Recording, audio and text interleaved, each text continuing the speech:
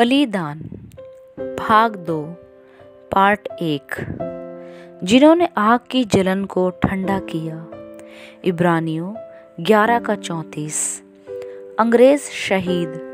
14वीं शताब्दी में इंग्लैंड प्रभु यीशु मसीह की सच्ची शिक्षाओं के स्थान पर घोर अज्ञान और अंधविश्वास दृढ़मूल हो चुका था। वास्तव में यीशु मसीह के नाम को छोड़ सच्ची मसीहत नाम के लिए भी बाकी नहीं बची थी। बाइबल का अनुवाद लोगों की भाषा में नहीं था और संतों और मूर्तियों की पूजा करना और प्रभु भोज की मेज पर मसीह के शरीर की आराधना करना यही धर्म बन गया था। ऐसे वातावरण में परमेश्वर ने जॉन विक्लिफ को खड़ा किया। जॉन विक्लिफ एक प्रख्यात विद्वान थे।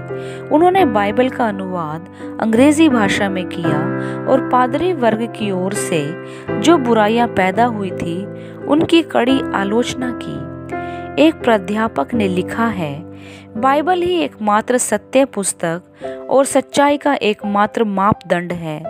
इसे स्पष्ट रूप से प्रमाणित करना जॉन विक्लिफ का पहला उद्देश्य था।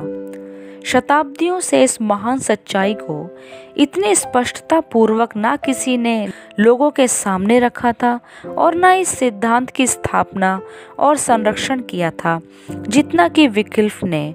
उन्होंने ना केवल इस सिद्धांत की स्थापना की परंतु प्रत्यक्ष जीवन में इस सिद्धांत को अपनाया। जगह जगह जाकर इसका उन्होंने प्रचार किया। अंग्रेजी भाषा में बाइबल का अनुवाद किया। बाइबल पर अनेक टीकाएं लिखी, पर्चे लिखे और लोगों में बांटे। जॉन विक्लिफ तथा उनके सहयोगी प्रचारकों ने जो यह कार्य किया उसको देखकर रोमन कैथोलिक चर्च हड़बड़ा उठा। इस प्रचार को रोकने के लिए अनेक प्रयत्न किए गए। बिशप की अनुमति प्राप्त किए बिना जो लोग प्रचार करते हैं उनके विरोध में एक कानून भी तैयार किया गया। यह घोषित किया गया कि इस कानून का उल्लंघन करने वाले लोगों को कैद किया जाएगा, 3 महीनों के अंदर न्यायालय में खड़ा किया जाएगा और यदि वे शपथ पूर्वक यह स्वीकार करेंगे कि उन्होंने गलत कार्य किया है तो उन्हें केवल जेल में रखा जाएगा और उन्हें कुछ जुर्माना देना पड़ेगा। परंतु यदि वे अपने विश्वास से नहीं हटेंगे और अपने अपराध को स्वीकार नहीं करेंगे तो उन्हें किसी न किसी सार्वजनिक स्थान पर जला डाला जाएगा। इस कानून के अनुसार यह भी घोषित किया गया कि जो भी अंग्रेजी भाषा में अनुवाद पढ़ता हुआ मिलेगा उसे पाखंडी समझा जाएगा, उसकी जमीन जायदाद जब्त की जाएगी, यहाँ तक कि उसे मृत्यु दंड भी दिया जाएगा। जब इस कानून की घोषणा हुई तो इसके साथ साथ प्रचारकों के विरोध में अत्याचारी मुहिम का भी प्रारंभ हुआ। अनेक प्रचारकों को जीवित जला डाला गया। कई प्रचारक देश छोड़कर भाग गए। कई प्रचारकों ने यातनाओं को सहने की अपेक्षा अपने सिद्धांतों को त्याग दिया। इसके बाद 100 वर्षों तक काफी धार्मिक स्वतंत्रता दी गई और फिर एक बार असहिष्णुता की अग्नि भड़क उठी। जिन लोगों ने रोमन कैथोलिक चर्च के सिद्धांतों को मानने से इनकार किया उन्हें मार डाला गया। उनमें से केवल 3 शहीदों का उल्लेख हम यहाँ करना चाहते हैं। विलियम जेरोम लंदन में एक पादरी थे।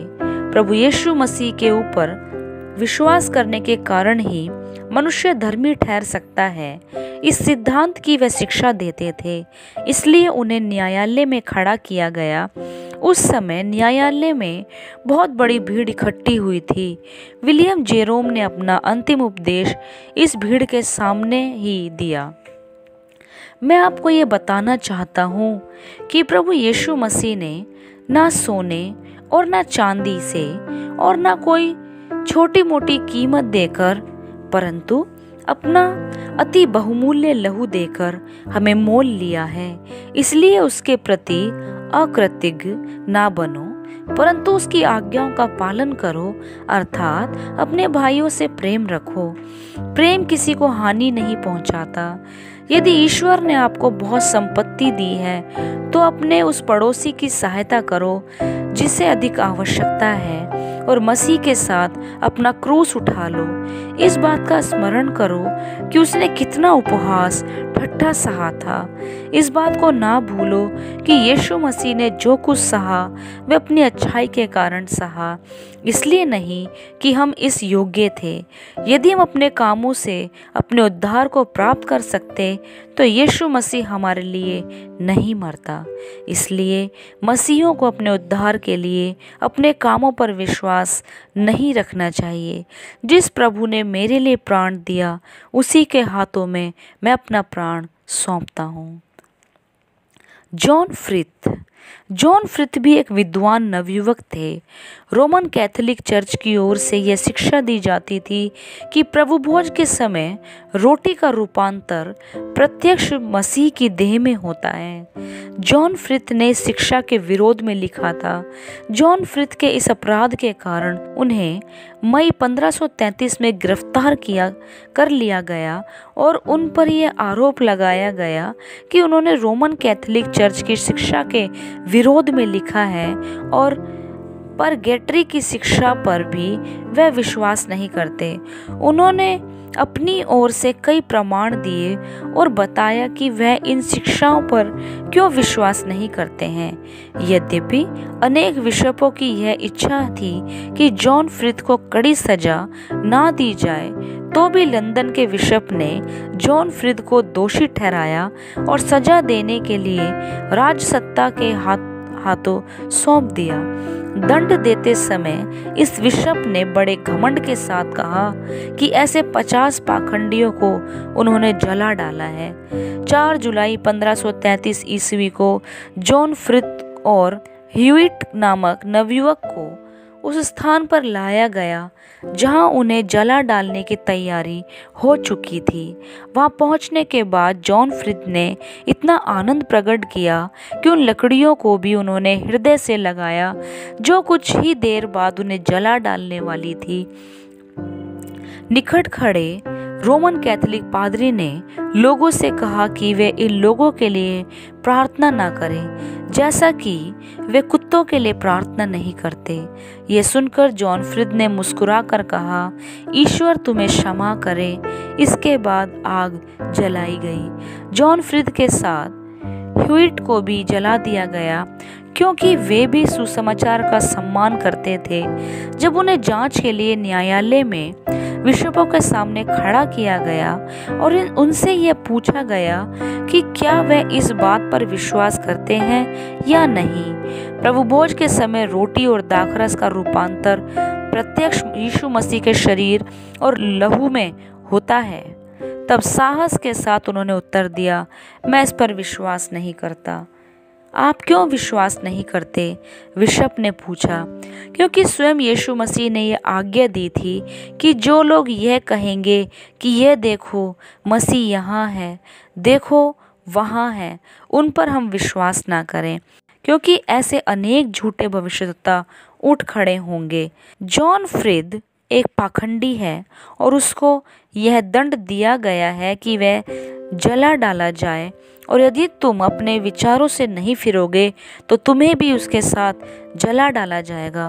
बिशप ने कहा, मुझे स्वीकार है। ह्यूइट ने बड़े साहस के साथ उत्तर दिया। अने अस्क्यू 16वीं शताब्दी में इंग्लैंड में प्रभु भोज के संबंध में काफी वाद विवाद उठ खड़ा हुआ था। रोमन कैथोलिक चर्च ने अपने सिद्धांतों को इस प्रकार स्पष्ट किया था कि प्रभु भोज के समय रोटी के तत्व का रूपांतर यीशु मसीह के शरीर में और दाखरस का रूपांतर यीशु मसीह के लहू में होता है। यद्यपि रोटी और दाखरस का बाहरी रूप वही रहता है। ये सिद्धांत तत्व परिवर्तन का सिद्धांत के नाम से प्रख्यात है। इस सिद्धांत के साथ यह भी घोषित किया गया था कि मांस प्रभु भोज विधि जीवित तथा मृतक विश्वासियों के पापों के बदले में दिया गया सच्चा सुयोग्य प्रायश्चित रूपी बलिदान है। प्रोटेस्टेंट इस बात का इनकार करते हैं कि प्रभु भोज के समय रोटी और दाखरस में कोई ऐसा अद्भुत आश्चर्यजनक परिवर्तन होता है। प्रोटेस्टेंट लोगों का यह विश्वास है कि ये दोनों वस्तुएं प्रतीक रूप में हैं और विशेष महत्वपूर्ण आत्मिक सच्चाई को प्रकट करती है।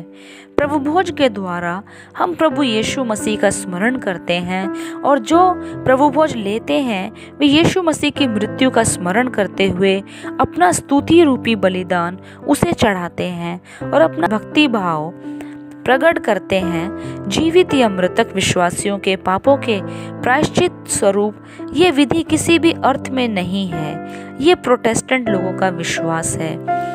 ईस्वी सन 1545 में अने अस्क्यू नामक एक सुशिक्षित तथा सुप्रतिष्ठित परिवार की महिला से यह पूछा गया कि प्रभु भोज के विषय में उनके विचार क्या हैं। क्या वह यह विश्वास करती है कि प्रभु भोज की विधि मृतक व्यक्तियों के लिए सहायक होती है। इसका उन्होंने स्पष्ट शब्दों में यह उत्तर दिया, जिसने हमारे लिए अपने प्राण दिए, उस प्रभु यीशु मसीह की मृत्यु पर विश्वास रखने की अपेक्षा प्रभु भोज की विधि पर विश्वास रखना एक महान मूर्ति पूजा है। इसके उत्तर के फल स्वरूप उनको 11 दिन तक एकांतवास में रखा गया। 1 वर्ष बाद फिर उनसे पूछा गया कि प्रभु भोज के विषय में उनके क्या विचार हैं।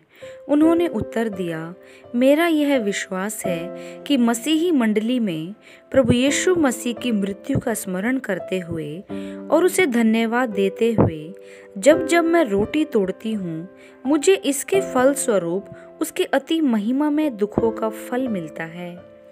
इस उत्तर के फल स्वरूप उन्हें जेल में भेजा गया। वहां उनसे कहा गया कि वे अपने मत के लोगों के नाम, विशेषतः स्त्रियों के नाम बताएं। उन्होंने नाम बताने से इनकार कर दिया, इसलिए उन्हें खूब सताया गया, यहाँ तक कि उन्हें शिकंजे पर रखा गया। कुछ दिनों के पश्चात इस घटना का उल्लेख करते हुए उन्होंने लिखा, मैंने नाम बताने से इनकार कर दिया, इसलिए उन्होंने मुझे शिकंजे पर लिटा दिया।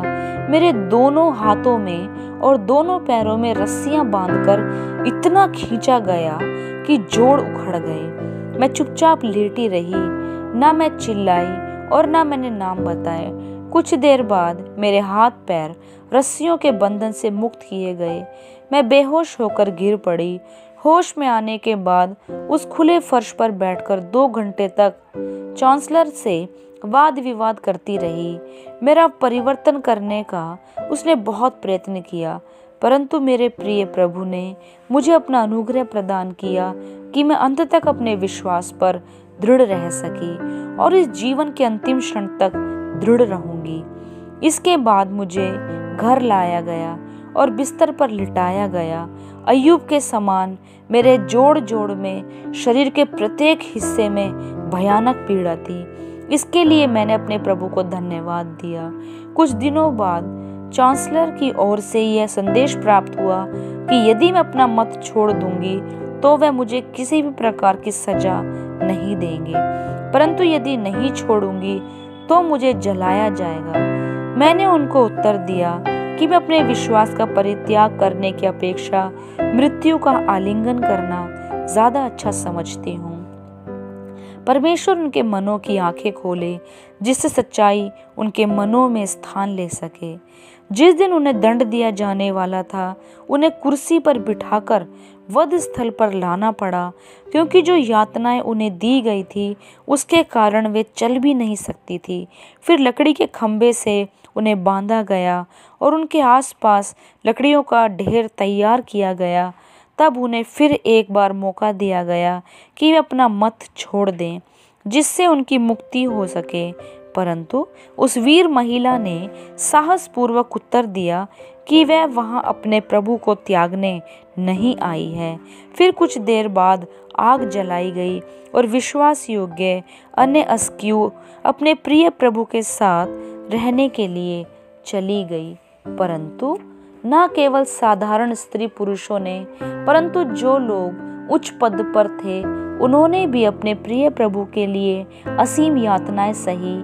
लाटिमेर, रिडले, क्रामेर आदि बिशपों के नाम इतिहास की पुस्तकों में भी लिखे गए हैं। उन्होंने समझौता करने और अपने प्रभु से इनकार करने की अपेक्षा अपने शरीरों को जलाने के लिए दे दिया था।